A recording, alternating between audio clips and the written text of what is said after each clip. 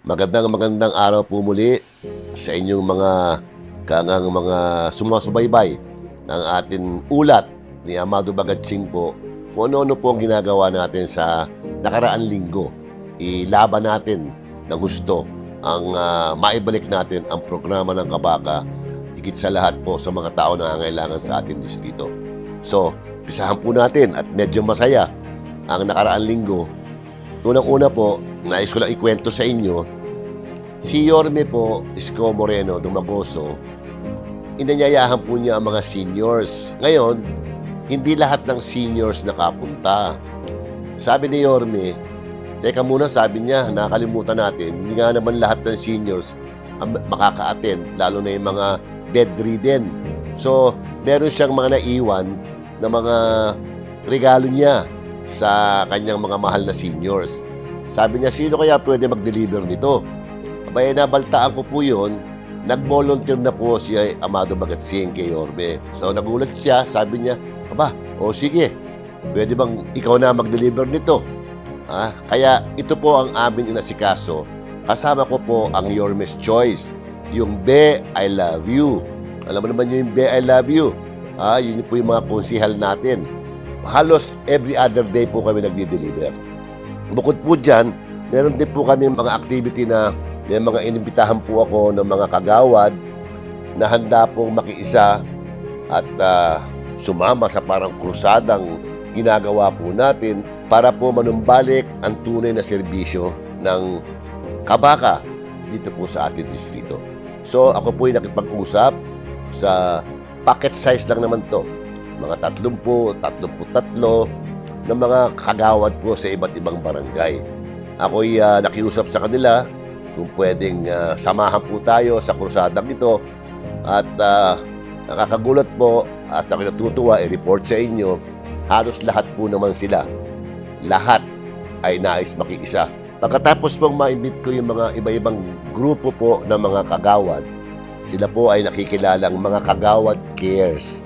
Sapagkat po meron silang pagmamahal sa kanilang mga constituents.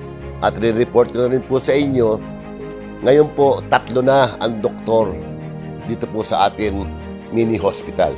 Dahil dumadami na po ang mga pasyente po natin. So, yan po ang isang ulat ko sa inyo na meron din tayong specialty. Gaya kahapon, meron tayong opta sa mata. So, lahat po ng humihingi ng opta, naka-reservation po sila at kahapon po dumating yung doktor at sila ay tinignan ng doktor po na yan. Baka malay mo, isang araw naman, kahilingan, cardio naman ang gusto nila, cardiologist sa puso. So, ito po yung mga serbisyong binibigay po ng atin mini hospital. So, ito po ang mga nangyayari for the last week. At mamaya, pupunta po kami sa Paco Church sa paanyaya po ni Father Sunny De Claro dahil dadating po si Cardinal Advincula.